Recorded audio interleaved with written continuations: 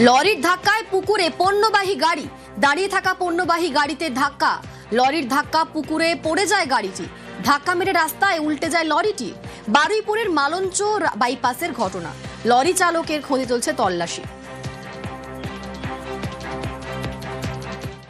গাড়ি আমাদের south wins lane ধরে সোজা আসছিল খুব দ্রুত গতিতে।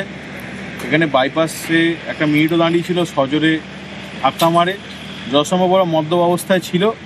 বর্তমানে সোনারপুর থানার পুলিশ সবাইকে রেস্কিউ করেছে। নামখানায় মুড়িগঙ্গার চর চুরি। মুড়িগঙ্গা নদীতে তৈরি হচ্ছে নতুন চর, আর নৌকায় গিয়ে নদীর বালি চুরি হচ্ছে। নামখানার বিভিন্ন এলাকায় বালি পাচার হচ্ছে। আমাদের সঙ্গে রয়েছেন প্রতিনিধি বিশ্বজিৎ হালদার। বিশ্বজিৎ, প্রতিদিন এভাবে বালি পাচার হচ্ছে, প্রশাসন কিছু জানে না? একেবারে দেখো, প্রশাসন না জানলে কি করে এই কাজটা হয়, এই প্রশ্নই কিন্তু সাধারণ মানুষরা তুলতে শুরু করেছেন। যে ঘটনাটা যেটা দেখা যাচ্ছে দিনের পর দিন, এই যে মণিগঙ্গা নদী, নামখানা, হাতানিয়া, দোয়ানিয়া যে নদীর যে সংযোগস্থল, সেখানে নতুন গজিয়ে ওঠা চর থেকে কিন্তু দিনের পর দিন মাটি কেটে একেবারে সাদা বালি একেবারে তুলে নিয়ে আসা হচ্ছে ছোট ছোট ভুটভুটি নৌকায় করে।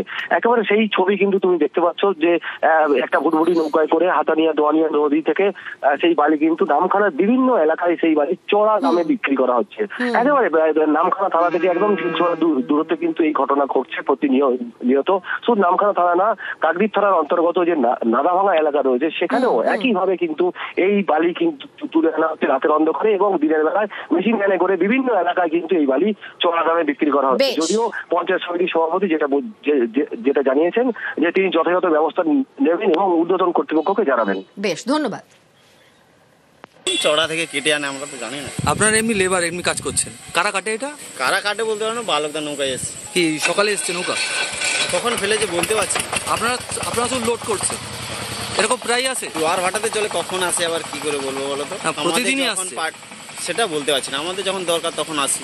এই যে বালিটা এখন তোলা হচ্ছে, এটা কোথায় যাবে? হাই স্কুলের কাছে, নারায়ণপুর হাই স্কুলের কাছে। মানে এটাই মূলত এই আশেপাশে যে চড়াগুলো, হ্যাঁ, ওই চড়াগুলোতে কেটে জানিও নি কোথা থেকে আনছে, কি ব্যাপার। এই বিষয়টা আপনাদের মুখ থেকে প্রথম শুনলাম। আমরা নারায়ণপুরে যে ব্যাপারটা ছিল সেটা নিয়ে অলরেডি আমরা প্রশাসনের সঙ্গে কথা বলেছি। নামখানার যে ব্যাপারটা বলছেন আমি সেটা বলবো, আর সেটাকে আমি তুলবো। অবশ্যই বিএলআরও থাকবে এবং বিডিও সাহেব থাকবেন। তো সেখানে এই প্রথম শুনলাম আমি। অবশ্যই ব্যাপারটা খতিয়ে দেখে দেখুন, বালি কাটাটা এদিক থেকে মানে আমাদের কোনো বৈধভাবে কাটার কোনো নিয়ম নেই। আমরা আগেও জানিয়েছি যে আমাদের যেটা লট 8-এ যেটা আমাদের গঙ্গাসাগর মেলার ক্ষেত্রে ড্রেজিং করে যে জিনিসগুলো বালিগুলোকে, সেটা সরকারিভাবে সেটাকে অকশন করানো হয়। এই ব্যাপারটা আমি খতিয়ে দেখবো, প্রশাসনের তরফে জানাবো, এবং আজকের আলোচনার ভিত্তিতে আমি দেখছি কি করা যায় ব্যাপারটা।